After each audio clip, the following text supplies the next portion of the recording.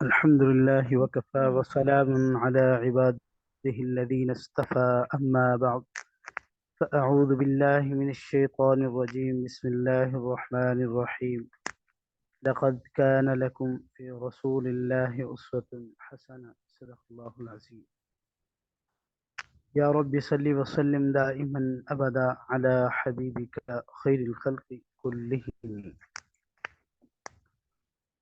بات چل رہی تھی جناب رسالت مآب صلی اللہ علیہ وسلم کی خوبصورت اور مبارک زندگی کے حوالے سے. تو مکی زندگی کے حوالے سے بات چل رہی تھی. آج ہم دعوت اسلام کا آغاز پر بات کریں گے انشاءاللہ. سیدہ خدیجہ رضی اللہ عنہا پہلی خاتون ہیں جو اللہ اور اس کے رسول صلی اللہ علیہ وسلم پر ایمان لائیں، اور اللہ کی طرف سے جو کچھ حضرت صلی اللہ علیہ وسلم لے کر آئے اس کی تصدیق کی. مشرکین مکہ کی طرف سے آپ کو جب بھی کوئی تکلیف پہنچی، صدمہ پہنچا، تو سیدہ خدیجہ رضی اللہ عنہا نے آپ کو دلاسا دیا. سیدہ خدیجہ رضی اللہ عنہا کے بعد دوسرے آدمی حضرت ابو بکر صدیق رضی اللہ عنہ ہیں، جو آپ کے پرانے دوست تھے. انہوں نے آپ کی زبان سے نبوت کا ذکر سنا، یعنی نبوت ملنے کا ذکر سنا، تو فوراً آپ کی تصدیق کی اور آپ پر ایمان لے آئے. اور اسی طرح بچوں میں سیدنا علی المرتضی رضی اللہ عنہ ہیں، جو آپ پر پہلے ایمان لائے. اور ان کے ایمان لانے کا واقعہ بھی کچھ اس طرح ہے کہ ایک دن آپ حضور نبی کریم صلی اللہ علیہ وسلم کے پاس تشریف لائے، تو اس وقت سیدہ خدیجہ رضی اللہ عنہا بھی آپ کے ساتھ تھی، اور آپ ان کے ساتھ چھپ کر نماز پڑھ رہے تھے.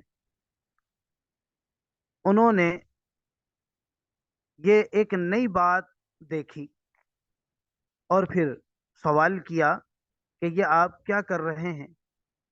تو نبی کریم صلی اللہ علیہ وسلم نے ارشاد فرمایا، یہ وہ دین ہے جس کو اللہ تعالیٰ نے اپنے لیے پسند کیا ہے، اور اس کے لیے اللہ تعالیٰ نے اپنے پیغمبر بھیجے ہیں.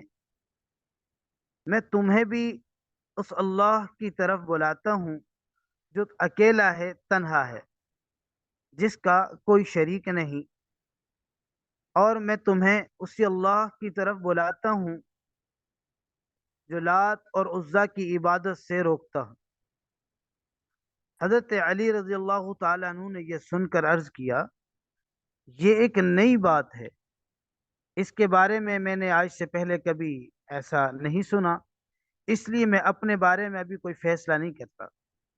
میں اپنے والدین سے مشورہ کر لوں اور ان کا جواب سن کر پھر آپ کو بتلاؤں گا کہ میں ایمان لاتا ہوں یا.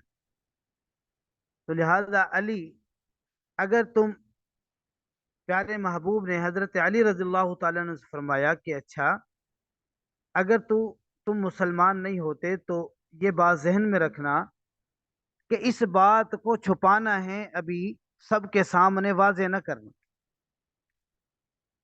تو انہوں نے وعدہ کیا اور اس کا ذکر کسی سے نہیں کیا، اور رات بھر پھر سوچتے رہے. آخر اللہ تعالیٰ نے انہیں ہدایت عطا فرمائی. صبح آپ صلی اللہ علیہ وسلم کی خدمت میں حاضر ہوئے اور مسلمان ہو گئے.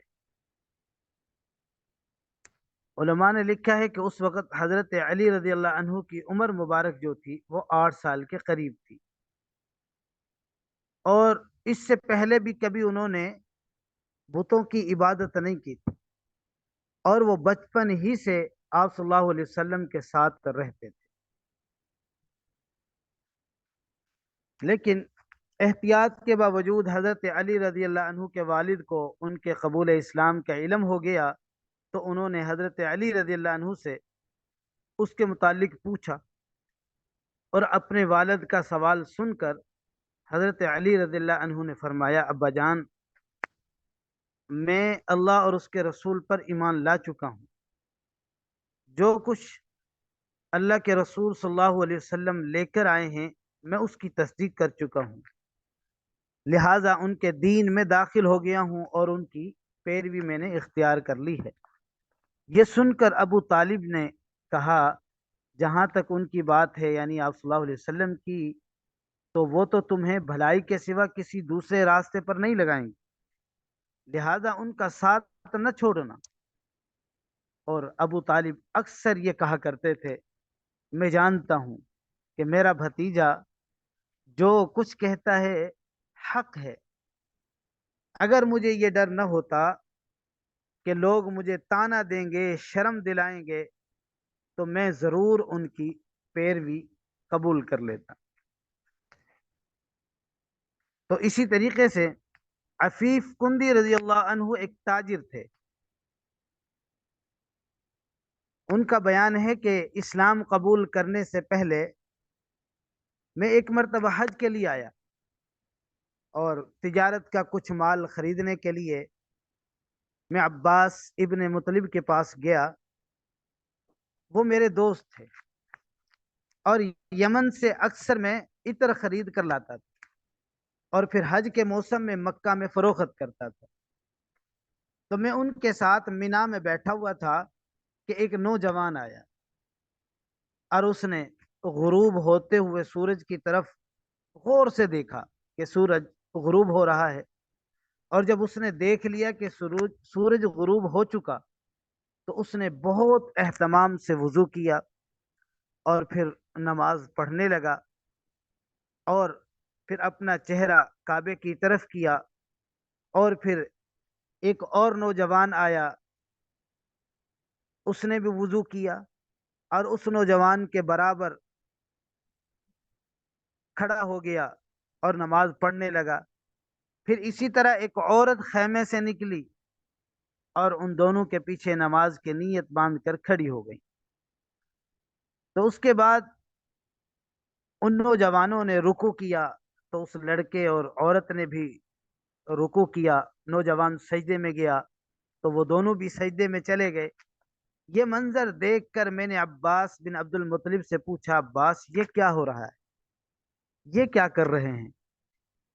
تو انہوں نے کہا کہ یہ میرے بھائی عبداللہ کے بیٹے ہیں اور یہ ان کا دین ہے، یعنی آپ صلی اللہ علیہ وسلم کا دعویٰ ہے کہ اللہ تعالیٰ نے اسے پیغمبر بنا کر بھیجا ہے، تو لہٰذا یہ لڑکا میرا بھتیجا علی ابن ابی طالب ہے، اور یہ عورت محمد صلی اللہ علیہ وسلم کی بیوی حضرت خدیجہ رضی اللہ عنہا ہے۔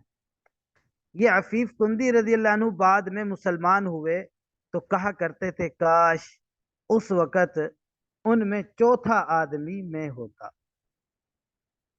اور اس واقعے کے وقت کیونکہ حضرت ابو بکر صدیق رضی اللہ عنہ اور حضرت زید بن حارثہ رضی اللہ عنہ کا چونکہ ذکر نہیں ہوا، ہو سکتا ہے وہ وہاں موجود نہ ہوں، لیکن حقیقت یہی ہے کہ غلاموں میں سب سے پہلے زید بن حارثہ رضی اللہ عنہ ایمان لائے، اور نوجوانوں میں، بچوں میں حضرت علی، اور بڑوں میں حضرت ابو بکر صدیق رضی اللہ عنہ، اور عورتوں میں حضرت سیدہ خدیجہ رضی اللہ عنہا سلمان ہوئی، کلمہ پڑھا، ایمان لے آئے۔ اسی طرح کے بہت سے واقعات ایسے ہیں کہ مختلف صحابہ یوں اس دعوت کو چھپ کے دیتے رہے، ابھی کھلم کھلا اعلان نہیں کیا تھا، اور اسی طریقے سے انفرادی اور چھپ کر دعوت دیتے اور ان کو کلمہ پڑھاتے، مسلمان کرتے۔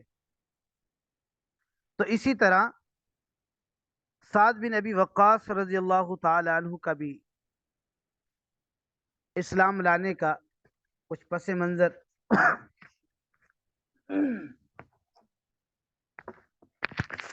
سعد بن ابی وقاص رضی اللہ تعالی عنہ،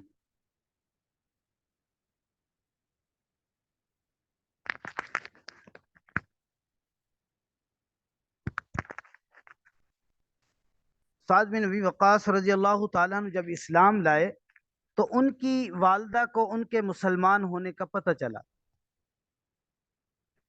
تو یہ بات انہیں بہت ناگوار گزری، اور ادھر یہ اپنی والدہ کے بہت فرما بردار تھے۔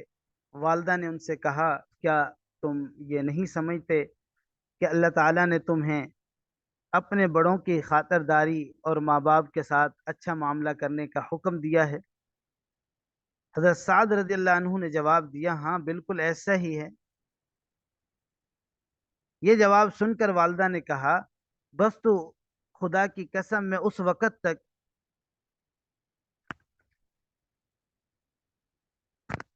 خدا کی قسم میں اس وقت تک کھانا نہیں کھاؤں گی جب تک کہ تم محمد کے لائے ہوئے پیغام کو کفر نہیں کہو گے، اور گویا کہ یعنی کہ صاف انکار کر دو کہ میں مسلمان نہیں ہوتا، میں کلمہ نہیں پڑھتا، گویا کہ میں آپ صلی اللہ علیہ وسلم پر ایمان نہیں لاتا۔ اب والدہ نے کھانا پینا چھوڑ دیا، اور حضرت سعد رضی اللہ عنہ نے اپنی والدہ سے کہا، خدا کی قسم ماں تمہیں نہیں معلوم، اگر تمہارے پاس 1000 زندگیاں ہوتی اور وہ سب ایک ایک کر کے اس وجہ سے ختم ہوتی، تب بھی میں نبی کریم صلی اللہ علیہ وسلم کے دین کو ہرگز نہ چھوڑتا۔ یعنی بھوک اور پیاس میں رہ رہ کر آپ جان دے دیتی تو تب بھی میں کلمہ چھوڑنے والا نہیں۔ اس لیے اب تمہاری مرضی ہے، کھانا کھاؤ یا نہ کھاؤ۔ جب ماں نے ان کی یہ مضبوطی دیکھی تو کھانا شروع کر دیا۔ تاہم اس نے اب ایک اور کام کیا اور دروازے پر آ گئی اور چیخ چیخ کر کہنے لگی، کیا مجھے ایسے مددگار نہیں مل سکتے جو سعد کے معاملے میں میری مدد کریں تاکہ میں اسے گھر میں قید کر دوں اور قید کی حالت میں یہ مر جائے اور یہ اپنے نئی دین کو چھوڑ دے؟ حضرت سعد رضی اللہ عنہ فرماتے ہیں، میں نے یہ الفاظ سنے تو ماں سے کہا، میں تمہارے گھر کا رخ کبھی نہیں کروں گا۔ اور اس کے بعد پھر حضرت سعد رضی اللہ عنہ کچھ دن تک تو گھر نہیں گئے، اور والدہ پریشان ہو گئی اور تنگ آ گئی، اور پریشانی کے عالم میں اس نے پھر پیغام بھیجا کہ تم گھر آ جاؤ، اور دوسروں کے ہاں تم رہتے ہو یہ ہمیں ہمیں گوارا نہیں ہے۔ چنانچہ یہ گھر چلے آئے۔ اب گھر والوں نے حضرت سعد رضی اللہ عنہ کے ساتھ بڑی محبت کی اور اپنے پاس بٹھاتے اور سمجھاتے اور کہتے کہ تمہارا بھائی جو عامر ہے، دیکھو وہ کتنا اچھا ہے، اس نے اپنے باپ دادا کا دین نہیں چھوڑا، اور اسی طرح کی باتیں کرتے۔ لیکن یہ جو ان کے بھائی عامر تھے وہ بھی مسلمان ہو گئے تھے۔ جب وہ مسلمان ہوئے اور والدہ کو خبر پہنچی کہ دونوں بھائی مسلمان ہو گئے، اب وہ بہت زیادہ غصہ ہوئی، اور ماں نے کیا کیا، دونوں بھائیوں کو بہت زیادہ تکلیفیں پہنچائیں، اور عامر رضی اللہ عنہ تنگ آ کر حبشہ کو ہجرت کر گئے۔ عامر رضی اللہ عنہ کی حبشہ ہجرت کر جانے سے پہلے ایک روز سعد بن ابی وقاص رضی اللہ عنہ گھر آئے تو دیکھا ماں اور عامر رضی اللہ عنہ کے چاروں طرف بہت سے لوگ جمع ہیں۔ میں نے پوچھا لوگ کیوں جمع ہیں؟ لوگوں نے بتایا، یہ دیکھو تمہاری ماں نے بھائی کو پکڑ رکھا ہے اور اللہ سے عہد کر رہی ہے کہ جب تک عامر بے دینی نہیں چھوڑے گا اس وقت تک یہ نہ تو کھجور کے سائے میں بیٹھے گی اور نہ ہی کھانا کھائے گی اور نہ ہی پانی پیے گی۔ حضرت سعد بن ابی وقاص رضی اللہ عنہ نے یہ سنا اور کہ اللہ کی قسم، ماں تم اس وقت تک کھجور کے سائے میں نہ بیٹھو اور اس وقت تک کچھ نہ کھاؤ پیو جب تک کہ تم جہنم کا ایندھن نہ بن جاؤ۔ غرض انہوں نے ماں کی کوئی پرواہ نہیں کی اور دین پر ڈٹے رہے۔ اسی طریقے سے صحابہ کرام رضوان اللہ تعالی علیہم اجمعین اپنے مشن کو آگے بڑھاتے رہے اور مختلف صحابہ کو اپنے دین کے ساتھ جوڑتے رہے۔ فرمایا کہ حضرت ابو ذر غفاری رضی اللہ عنہ بھی وہ عظیم انسان تھے۔ فرمایا کہ ان کے اسلام لانے کا واقعہ کچھ یوں ہے کہ آن حضرت صلی اللہ علیہ وسلم پر وحی آنے سے تقریباً 3 سال فرماتے ہیں کہ میں اللہ تعالیٰ کے لیے نماز پڑھا کرتا تھا، جس طرف اللہ تعالیٰ میرا رخ کر دیتے میں اسی طرف چل پڑتا تھا، اور اسی زمانے میں ہمیں معلوم ہوا کہ مکہ معظم میں شخص ظاہر ہوا ہے اور اس کا دعویٰ ہے کہ وہ نبی ہے۔ یہ سن کر میں نے اپنے بھائی جس کا نام انیس تھا، ایسا کرو اس شخص کے پاس جاؤ اور اس سے بات چیت کرو اور آ کر مجھے بتاؤ کہ وہ کیا کہتے ہیں۔ چنانچہ ان کے بھائی جو انیس تھے وہ نبی کریم صلی اللہ علیہ وسلم کے پاس چلے گئے اور آپ صلی اللہ علیہ وسلم سے ملاقات کی۔ جب واپس آئے تو کہنے لگے کہ میں نے ان سے آپ صلی اللہ علیہ وسلم کے بارے میں پوچھا تو انہوں نے بتایا کہ اللہ کی قسم میں ایک ایسے شخص کے پاس سے آ رہا ہوں جو اچھائیوں کا ہی حکم دیتا ہے اور برائیوں سے روکتا ہے، اور ایک روایت میں ہے کہ میں نے تمہیں اسی شخص کے دین پر پایا ہے۔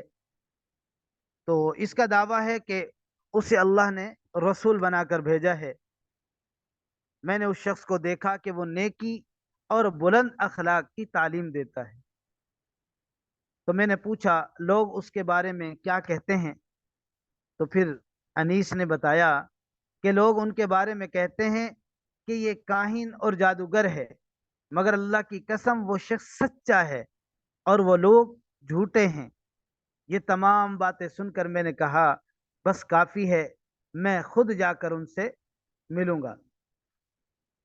تو انیس نے فوراً کہا کہ ضرور جا کر ملو، مگر مکہ والوں سے ذرا بچ کر رہنا، کیونکہ جب اگر ان کو پتہ چل جاتا تو وہ تکلیف دیتے۔ چنانچہ میں نے اپنے موزے پہنے اور اسی طریقے سے لاٹھی ہاتھ میں لی اور روانہ ہو گیا۔ جب میں مکہ پہنچا تو میں نے لوگوں کے سامنے ایسا ظاہر کیا جیسے میں اس شخص کو جانتا ہی نہیں، اور اس کے بارے میں پوچھنا بھی پسند نہیں کرتا۔ میں ایک ماہ تک مسجد حرام میں ٹھہرا رہا اور میرے پاس صرف زمزم کا پانی تھا، میں اسے پی لیتا تھا اور اس کی برکت سے وہ فرماتے ہیں کہ میری بھوک بھی ختم ہو جاتی اور میری پیاس بھی ختم ہو جاتی اور میری صحت پہلے سے بھی زیادہ بہتر اور اچھی ہو گئی۔ تو فرماتے ہیں کہ ایک رات جب میں حرم میں تھا تو دیکھا کہ کوئی طواف کرنے والا نہیں ہے۔ اللہ کے رسول صلی اللہ علیہ وسلم ایک ساتھی یعنی حضرت ابو بکر صدیق رضی اللہ عنہ کے ساتھ تشریف لائے ہیں اور اللہ کا طواف فرما رہے ہیں۔ اس کے بعد آپ نے اور آپ کے ساتھی نے نماز پڑھی۔